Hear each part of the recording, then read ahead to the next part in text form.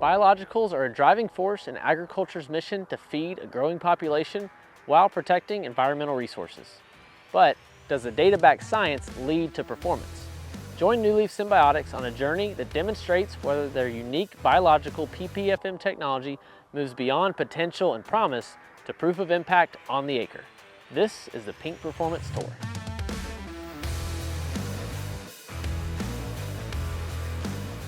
Hi Ross, I'm Anne. Hey Ann, I'm Ross, nice to meet you. Thanks for coming out here to Alexandria, Indiana. So this is home to one of our tomato trials, testing VT, and you know a little bit about our VT technology, right? I do, not about tomatoes, I hope to learn today.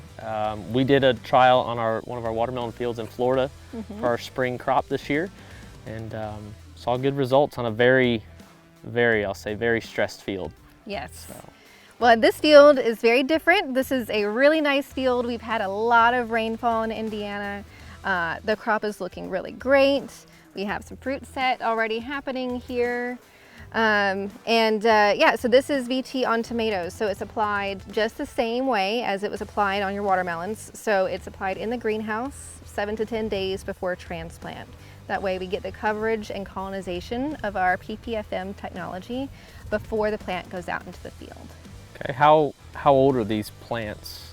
They've been around for about 2 months now. They're getting ready to start changing color sometime soon.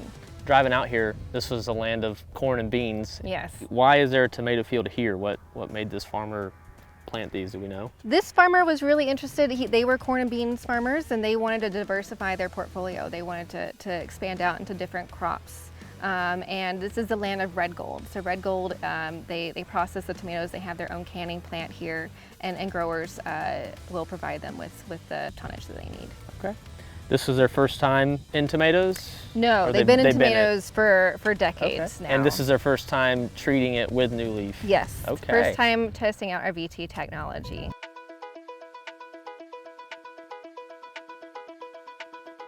All right, so we are in the VT technology treated section of the field. So curious to see, I mean, they look, nice, healthy plants. They've got some nice flowering on them, a little bit of fruit development here and there. And curious to see how the roots look. Yep. That's where they really help with establishment after transplanting, so they reduce that transplant stress and help with nutrient uptake. And where you can really see that is in the roots here. Yeah. Especially with this being a dryland field. I mean, these plants need to dig. They need to look for water and get to it. Maybe not so much this year, but most years they need to look for it. And so I'm curious to see what that looks like.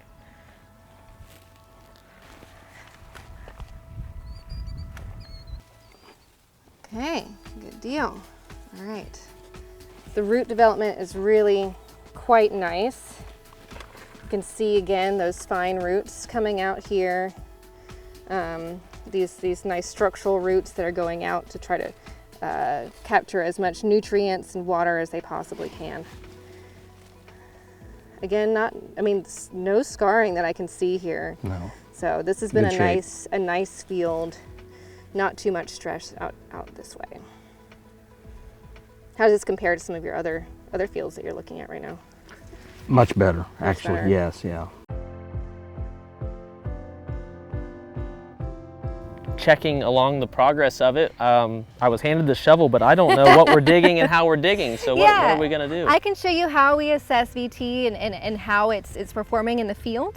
And that starts at early stage in development all the way to mature plants. So I can show you what we'll do in this field. Thank you. So what I would say is we're looking at a couple of things for these tomato plants. We're looking at fruit set.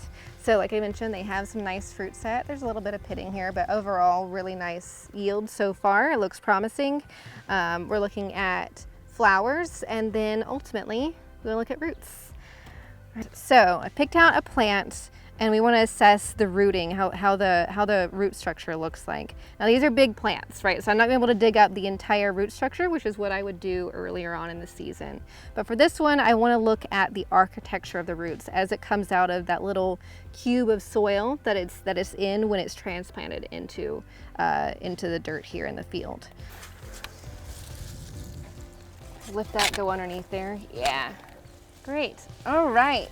Oh. A little bit still attached onto this side. There we go. Okay, very nice. Here's our plant. All right, so far I see nice white roots, lots of fibrous roots. So for VT, we've seen a change in the root structure.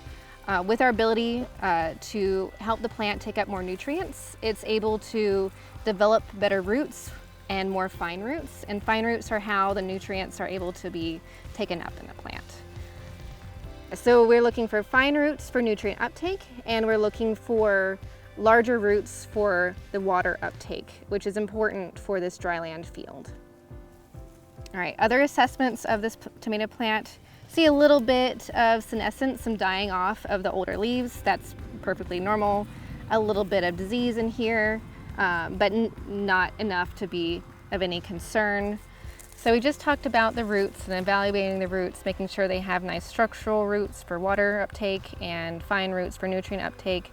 But ultimately what the grower cares about, and I'm sure you're aware of this, is the yield.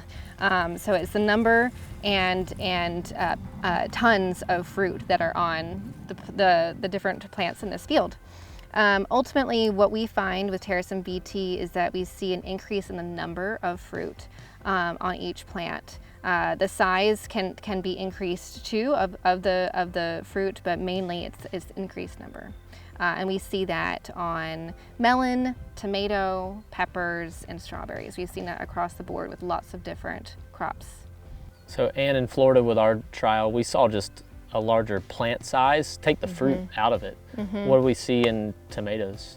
We see the same thing. So after the seedling is transplanted into the field, we see a reduction in that transplant stress.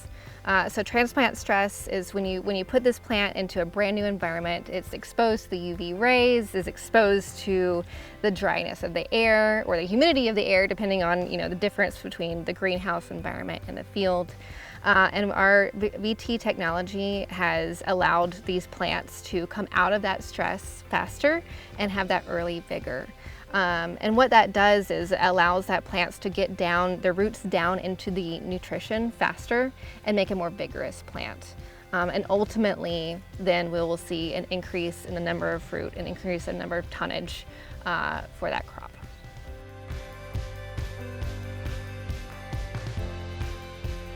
All right, Ross, so we've dug up some plants here. We have the treated side and the untreated side.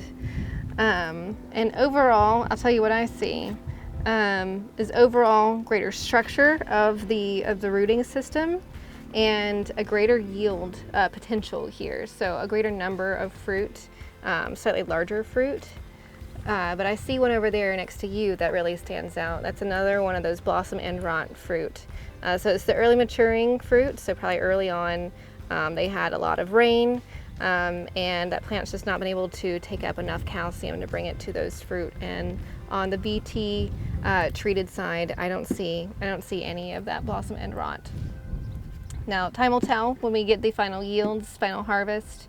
We'll be able to tell the quality differences between the treated and untreated sides. So for this dry land, are you looking for more?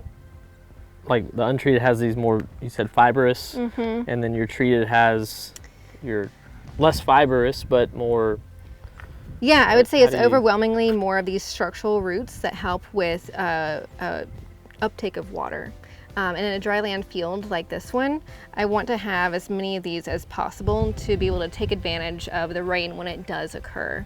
It's not like down in Florida when you have a lot of things on seep irrigation or drip line. You need to be able to have these plants put down roots and put energy into that root structure. Should we count some fruit? Yeah, we should count some fruit. Okay.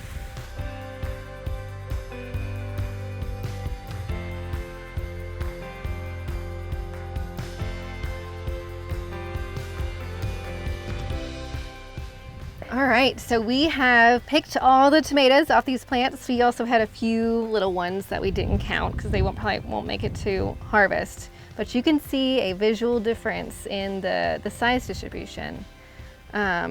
Ross, remind me what number you had over here? 56. So it's 56 with 2 of those having the blossom Yes. end rot that we mentioned before. 54. And this one is 61. So that ends up being about a 13% increase in yield if all of this makes it to harvest.